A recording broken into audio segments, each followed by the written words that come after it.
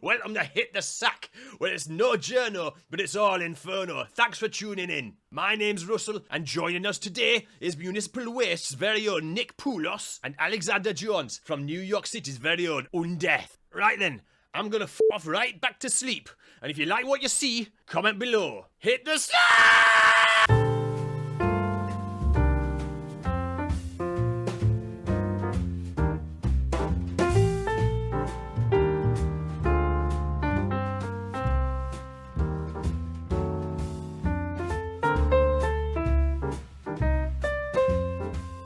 My name's Nick. I'm from Municipal Waste, from Richmond, Virginia.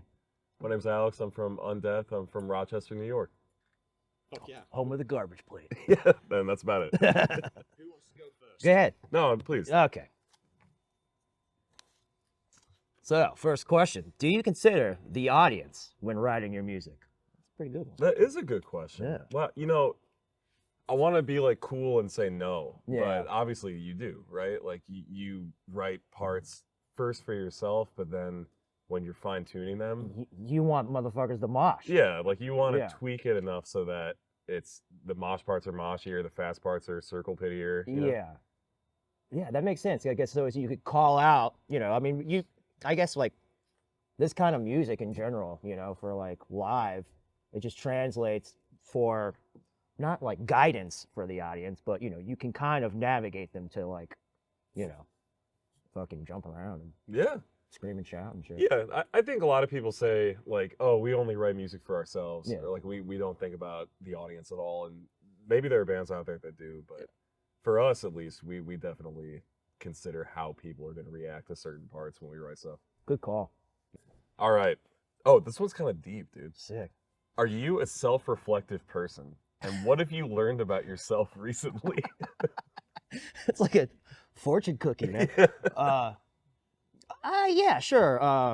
To get personal, I went through a move. I lost a parent. There's been a lot of hardships, but what really keeps me alive is just doing this, honestly.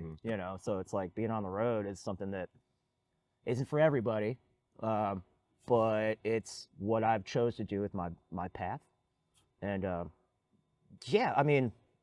I feel like every year there's a lot of self-reflection. For sure. Yeah, it gets deep. Yeah, it does get deep, but I'm having a great time, and that's why we chose the way we live. Yeah, and like we read what we signed, Yeah. right? Yeah. We knew that, We made our beds. right? Like Yeah. we knew that committing to this lifestyle was going to come with its share of hardships Yeah. and uncomfortable situations and stuff, but Failed relationships. right, sacrifice, missed Thanksgivings. Missed weddings. I don't even get invited to weddings anymore. Yeah, People just assume I'm going to be gone. I think I've missed the last 4 Thanksgivings back home. Yeah, But yeah, it is what it is, man. it is what it is. Yeah, There are so many things that you have to sacrifice in order to do this kind of shit. definitely.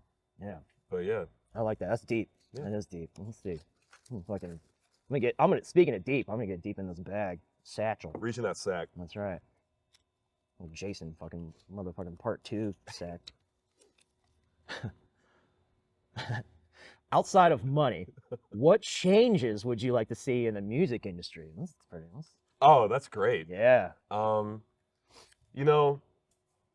shoot, those are like the big ones that Yeah. I think about all the time. Merch cuts. Merch cuts would be like the number one thing I would want to see changed, and the way that venues, like, big corporate venues treat bands is just horrible. Yeah. But outside of that, I don't know. I feel like there's a lot of tours that get put together where it's just like managers doing each other favors. Yeah. And like the bands kind of don't really have a say in it. Well, that's why this tour is so sick, because I feel like it was all organized very organically. Sure. Like, we heard from you guys probably over a year ago at this point about like Yeah. doing some touring together, and then like Gel, obviously, like, we're all homies. So it works because it's just 3 bands who we all like each other. Definitely. I like you guys. I like your band too, bro. I Yeah. hope you like us too. Yeah. Oh yeah. We all like Gel. Like it works in that sense, but there's definitely tours where you can tell it's just like a lot of managers and booking agents being like, how can we juice the most amount of money out of these Yeah, bands?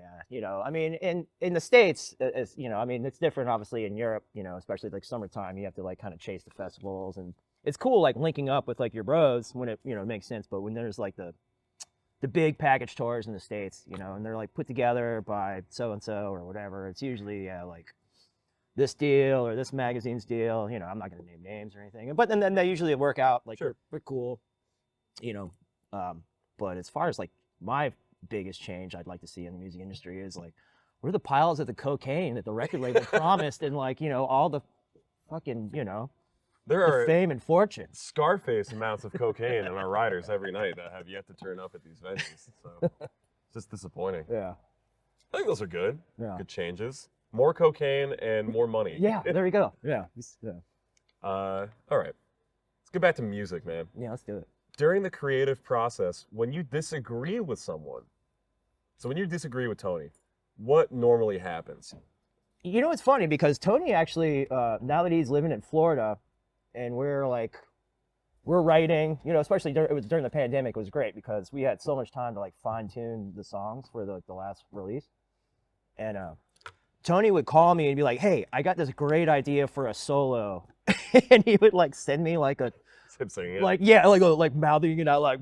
That's like classic frontman shit. And I'm like, I don't know. What if it was more like. And he's like, I don't know, man. You should really try it like this. And then I'm not even joking. Like, No, I 100% yeah, it's really believe you. fun. But with Tony especially, it's always great because he's got a buddy that's pretty savvy down there to like take a tune. Like we'll just send him like an iPhone recording of what we're like working on, and he can like he would like change parts around just to kind of fit to the vocals or like whatever he had like plans for. Like, I'll sing on this, don't sing on this as a solo section. But as far as the creative process, there's not a lot of arguments. Yeah. It's a lot of like, we all contribute these days. It's like we write as a team, and I feel like that's pretty important. It's not like just Phil that does all the music or just Ryan that writes all the tunes or just like, it's all four of us. And then we send it to Tony. And then he'll fucking send me a text of like, okay, this is what I think you should do on like this solo section. I'm like, oh, well, you might like it better if you go not. But yeah, literally, it's You got to be adults about it. Like there's no hurt feelings in this shit. Yeah. Like if you disagree with somebody, you disagree. Just yeah, that's what it is. yeah, and it's if anything, I'd say like Ryan and I will butt heads about some riffs. It's like, oh, it sounds too death metal, or that's not how we should do it, or it's like. So we'll alter things to everybody's kind of, taste. Yeah. Yeah. And you're both like alphas. Yeah. Yeah. Well, because, we also... Two stallions. we've done so many bands together over the years, like me and, between me, Phil, and Ryan, we've all been fucking jammed together for almost 20 years. Yeah, man. Yeah, with us, it's like I feel like at the beginning, it was pretty much all Kyle's songs. Yeah. But... And we were all fine with that because Kyle was the guy with the songs. Right. And then as the years have gone on, we haven't been a band for terribly long, but now like all of us have songs. Yeah, sure. So now it's a way more collaborative process, but it's been very easy. Anybody butt heads like in your camp? Not really. Yeah. No. If there's ever disagreements like about just how parts should go, it's we have a conversation about it. Yeah, it's easy. We're all pretty like even keeled people. I like that. Yeah. All right, let's see what we got. How much does money matter to you? Why aren't all my questions about money? There's two, and you fucking Yeah. You don't have to do that one if you don't want. No, it's fine. Yeah. How much does money matter to me in general? I don't know. Well, I know that my nose is running like a faucet right now because it's freezing outside. It's But pretty sure. no, I don't care. Money, it doesn't matter to me. Sure. I've been broke forever. Yeah. I've been broke my entire life. It's like Pretty much same. Yeah. it's nice to have money. Yeah. Of course, like when we come home from a tour and we've done really well and I have enough money to pay my rent for a month or two. There you go. I'm stoked. Yeah.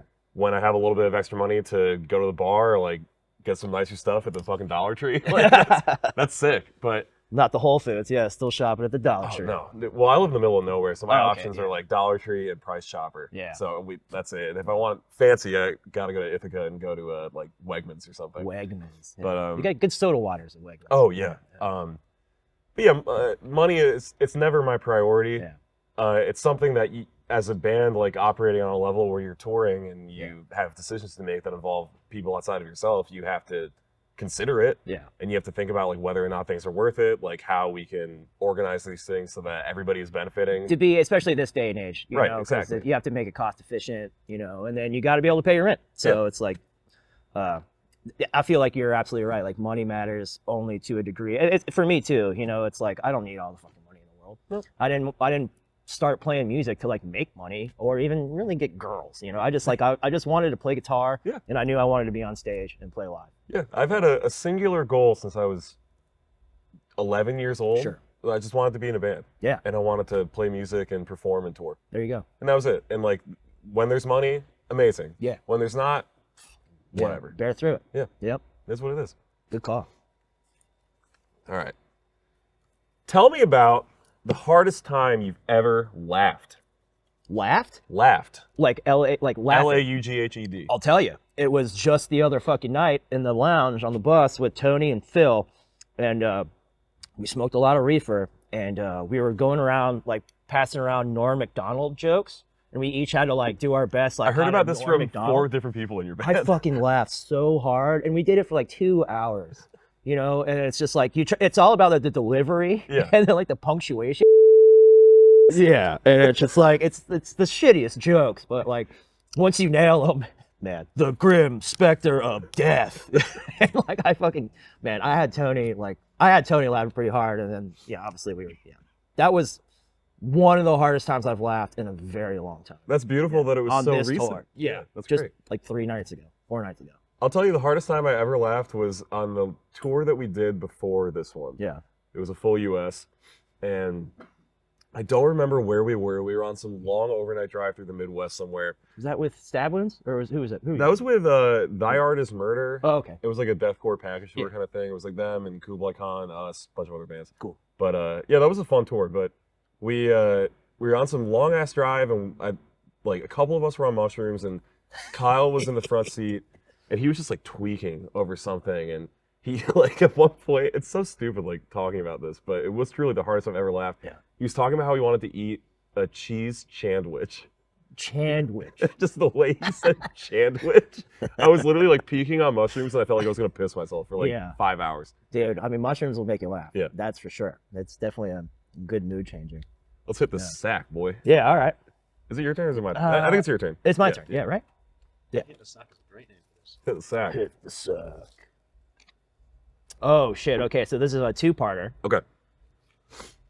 What's your favorite rock and roll moment in history? Whoa. For example, Dee Snider in Congress or Steve Jones calling Bill Grundy a fucking rotter in the BBC. I don't know, that's some English shit, but Damn. your favorite rock and roll moment in history. That's My God, that's such a good that's question. yeah. Do you have a good answer for that, like off the top of your head? Because I have an answer, but it's not like a rock and roll moment. Yeah, I mean, there's just so much lore in rock and roll, especially with like the Titans, you know, Yeah. the Giants.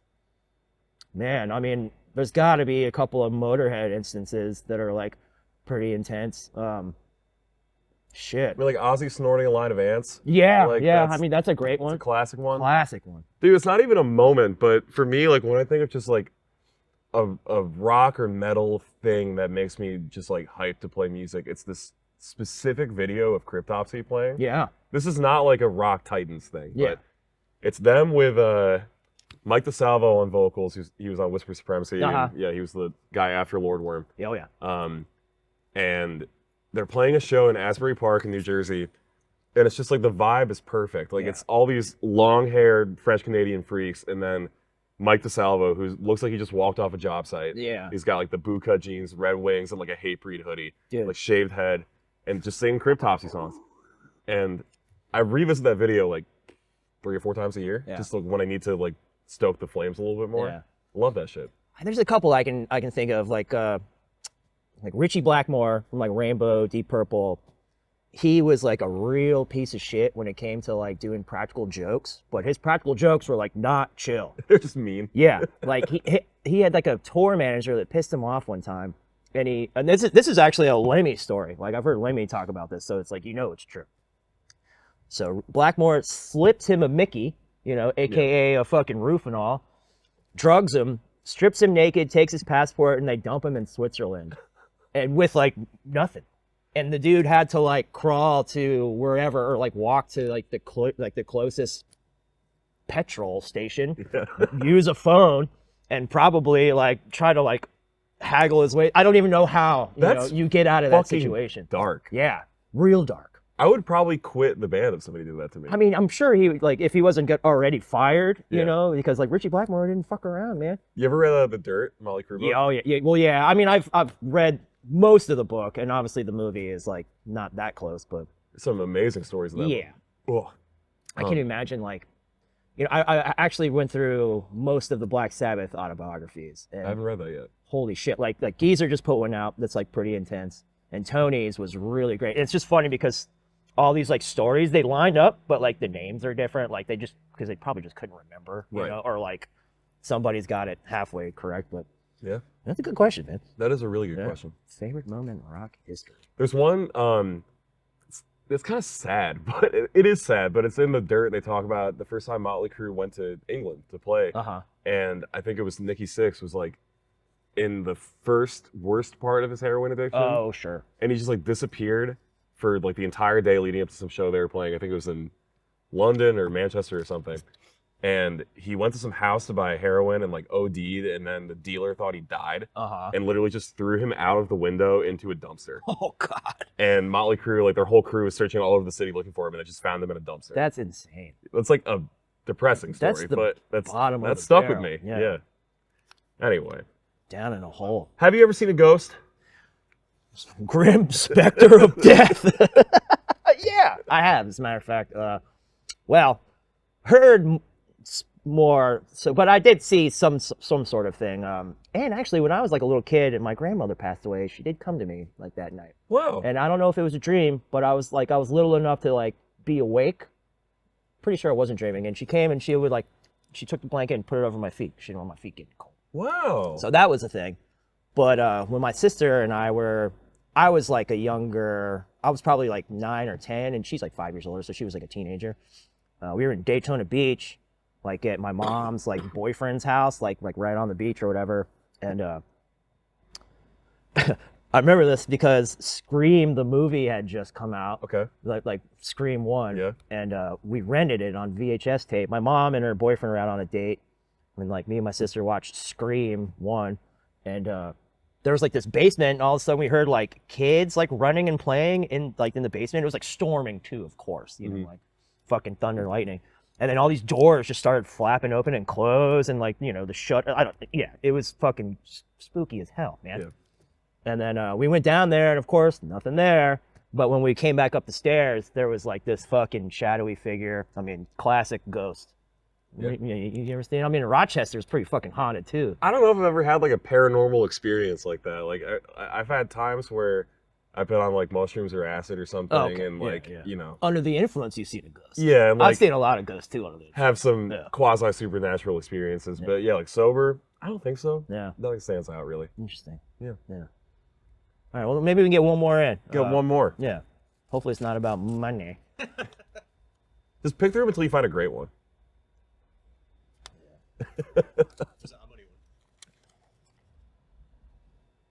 Okay, this is pretty good. What's been the best Spinal Tap moment in your career so far?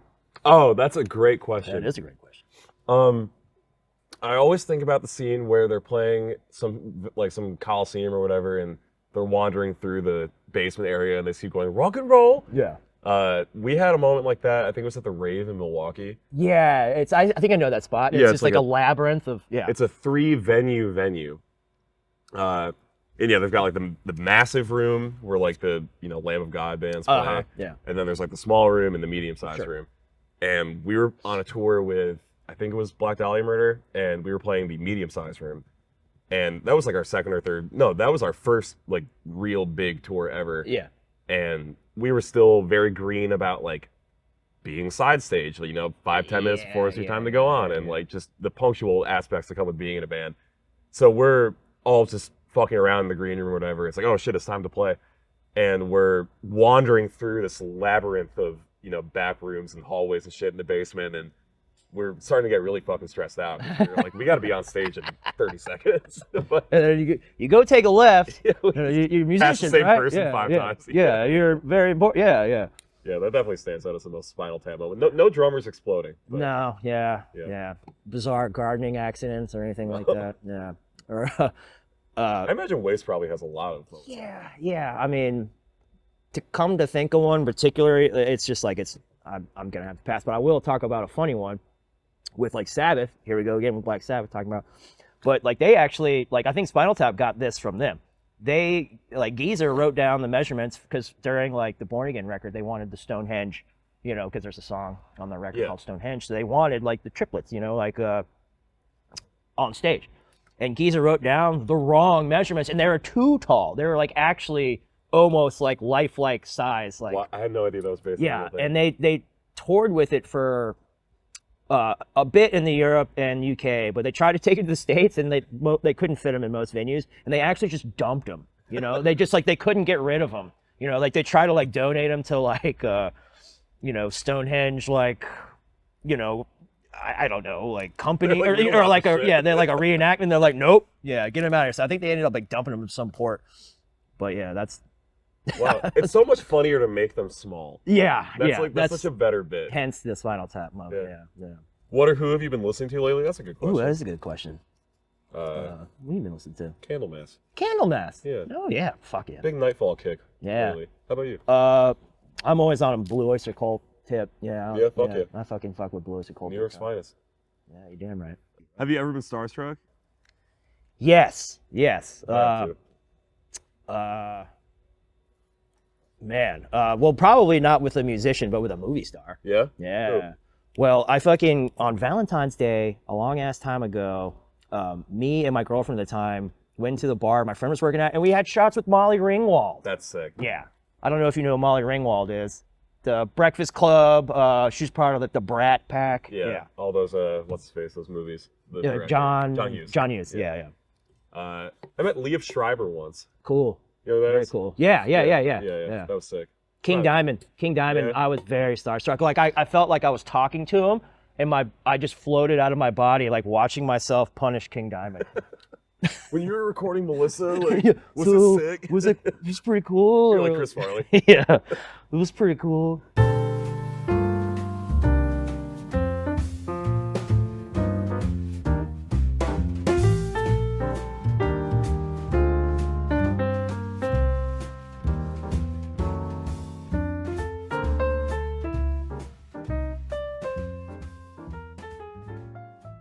Grim Spectre of Death. Yeah.